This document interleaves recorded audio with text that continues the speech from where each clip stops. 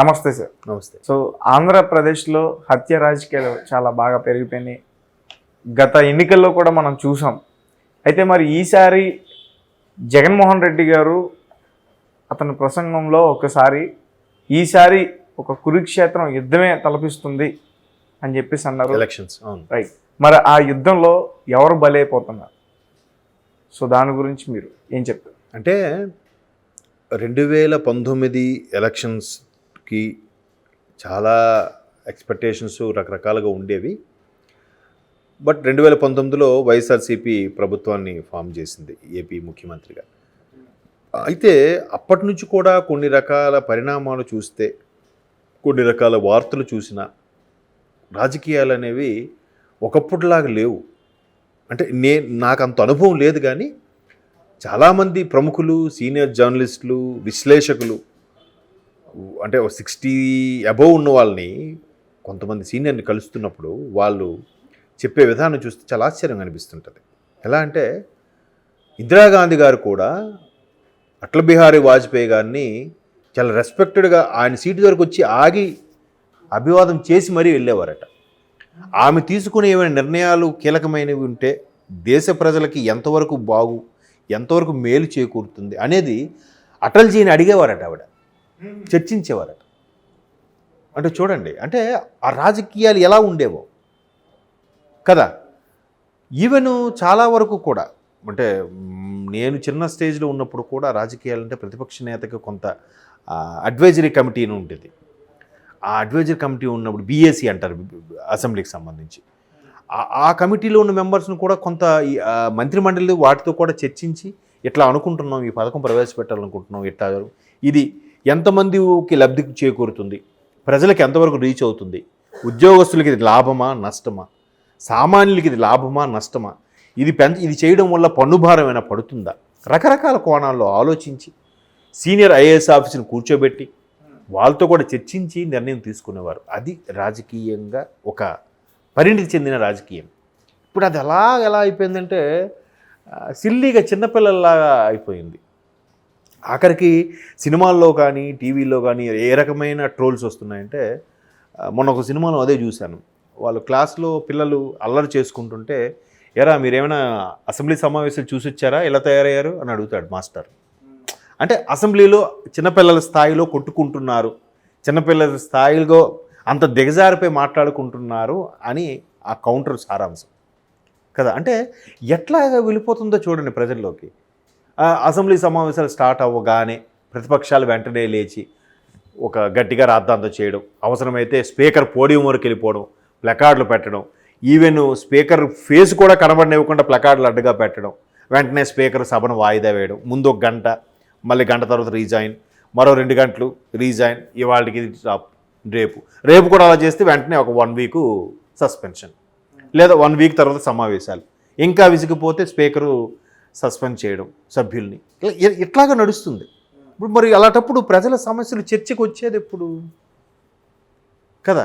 అంటే ఎట్లాంటి రాజకీయ వ్యవస్థ అయిపోయినప్పుడు ఇప్పుడు ఆంధ్రప్రదేశ్లోనే దారుణంగా వాడు ఒకప్పుడు ఎంత దుయ్యబట్టినా, ఎంత బురద జల్లినా, ఎన్ని విమర్శించినా వీరు వారు మీరు అనే మాట్లాడేవారు, గౌరవంగానే మాట్లాడేవారు.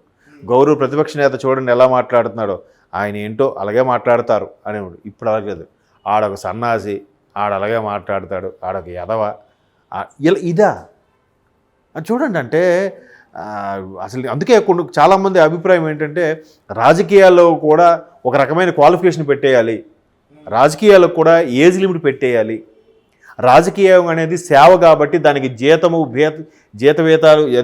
జీతభత్యాలు ఏమి ఉండకూడదు, పెన్షన్లు ఉండకూడదు, వాళ్ళకి ఏ ఫెసిలిటీస్ ఇవ్వకూడదు అనే నినాదం కూడా మనం వాట్సాప్లో అప్పుడప్పుడు మెసేజ్ చూస్తూ ఉంటాం. రాజకీయం అనేది ఉద్యోగమా, సేవ అయితే జీతం ఎందుకు కదా, ఉద్యోగం అయితే వాళ్ళు ఎంతవరకు పనిచేస్తున్నారు అనే రకరకాలుగా కాన్సెప్ట్లు వస్తున్నాయి కదా, వాట్సాప్లో సోషల్ మీడియాలో వైరల్ అవుతున్నాయి కదా. కాబట్టి ఇవన్నీ ఇలా మాట్లాడుకోవడాలు, ఇవన్నీ చూస్తే ఒకరి మీద ఒకరు పర్సనల్ లెడ్జ్ పెంచుకోవడం, కొన్ని రకాల ఇప్పుడు ప్రశాంత్ కిషోర్ లాంటి వ్యక్తులు ఎంటర్ అయిన తర్వాత, పొలిటికల్ స్ట్రాటజీ మేనేజర్లు ఎంటర్ అయిన తర్వాత కోడికత్తి వ్యవహారాలు వచ్చాయి. అక్కడ జగన్మోహన్ రెడ్డి గారు అదే ప్లే చేశారు. తర్వాత ఇక్కడ రీసెంట్గా ఇక్కడ కూడా మన ఎమ్మెల్యే. ఎమ్మెల్యే గారు ఆయన కూడా సేమ్ అదే కాన్సెప్ట్. ఒక కార్యకర్త అది నిజంగా పాపం పొడిచాడో లేదంటే ఇది ఇటువంటి సానుభూతి రాజకీయమో తెలియదు, అంటే ఒక విధంగా అది హత్యతో సంబంధించిన రాజకీయం. సో దాన్ని హత్యా రాజకీయం అని పేరు పెడుతున్నారు. రిగ్గింగ్లు, బాంబ్ బ్లాస్ట్లు, ఈవీఎంలు గ్యాంబ్లింగ్ చేయడాలు వింటున్నాం కదా. ఇవన్నీ కూడా ఇందులో ఎంత వాస్తవం అంటే ఎంతో కొంత వాస్తవం ఉండొచ్చు. ఎందుకంటే నిప్పు లేనిదే పొగ రాదు కదా. డైరెక్ట్గా ఎంవివి సత్యనారాయణ వాళ్ళ ఫ్యామిలీనే కిడ్నాప్ చేశారు కదా సార్ వైజాగ్లో. అంటే ఇవన్నీ ఎలా చూడాలంటే ఏ స్థాయికి వెళ్ళిపోతున్నాయి అనేది. కాబట్టి ముఖ్యమంత్రి జగన్మోహన్ రెడ్డి గారు స్టేట్మెంట్ ఇచ్చారేమో కురుక్షేత్రం తలపిస్తుందని. అయితే అందులో కౌరవులు ఎవరో పాండవులు ఎవరో అనేది మనం ఎలక్షన్స్ వరకు వెయిట్ చేయాల్సిందే. ఎవరికి వాళ్ళు పాండవులు అనుకుంటారు, ఎవరికి వారు మా వైపే భగవాన్ శ్రీకృష్ణుడు నా వైపు ఉన్నాడని ఎవరికి వాళ్ళే అనుకుంటుంటారు. బట్ అల్టిమేట్గా ప్రజల వైపు ఉంటాడు భగవంతుడు. ఆ ప్రజలు ఎటువైపు ఉన్నారని భగవంతుడు వాళ్ళ వైపు ఉన్నట్టు. అలా అనుకోవడానికి కూడా లేదు ఈసారి కొన్ని సందర్భాల్లో కదా. అలాంటప్పుడు ఇంకొంటే ఫర్ ఎగ్జాంపుల్ ప్రభుత్వ వ్యతిరేకత ఉంటుంది, మరీ అంత వ్యతిరేకత ఉండదు. కానీ పర్టికులర్గా వాళ్ళు ఏం డిసైడ్ అవుతున్నారో అన్ని సీట్లు ఎలాగొస్తున్నాయి. సో ఈవీఎం గ్యాంబ్లింగ్ చేస్తున్నారా చెప్పలేం కదా. కాబట్టి ఇన్ని రాజకీయాల పరంగా ఎవరిని తప్పు పట్టలేము, ఎవరిని ఎత్తలేము, ఎవరిని దించలేము.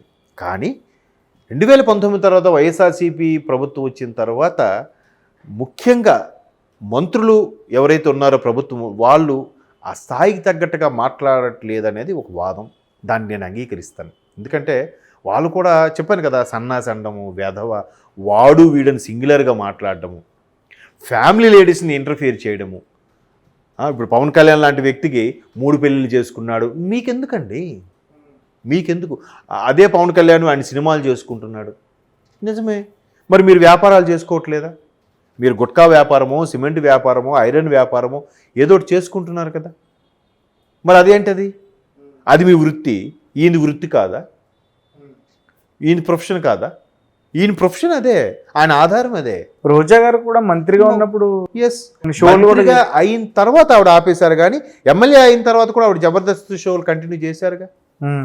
మంత్రిగా ఉన్నప్పుడు కూడా కొన్ని షోలకి అటెండ్ అవ్వడం అది నాకు ఐడియా లేదు. కానీ ఎమ్మెల్యేగా ఉన్నప్పుడు, ప్రజాప్రతినిధిగా ఉన్నప్పుడు మరి చేశారుగా. ఏమంటే అది మీ వృత్తి అంటున్నారు, ఇది మీదైతే వృత్తి, ఎదుటి వాళ్ళ వృత్తి కాదా చెప్పండి కదా. అంటే ఇట్లాంటివి అయినప్పుడు కూడా ఒకరికొకడు మాట్లాడుకోవడం, పర్సనల్ వెళ్ళిపోవడం, గ్లెడ్జి పెట్టుకోవడం, కాళ్ళలో పట్టుకోవడం, చీ అనుకోవడం, తూ అనుకోవడం, ఫ్యామిలీ లేడీస్ గురించి మాట్లాడడం, ఇవన్నీ ఎలా ఉంటాయి చెప్పండి. అట్లాంటి పరిస్థితికి వచ్చేసరికి ఖచ్చితంగా మరి కురుక్షేత్రం తలపిస్తుందేమో. రేపు ఎలక్షన్స్ పోలింగ్ టైంలో ఎన్ని దారుణాలు జరుగుతాయో, ఎన్ని ఇబ్బందులు జరుగుతాయో ఎవరు చెప్పగలరు.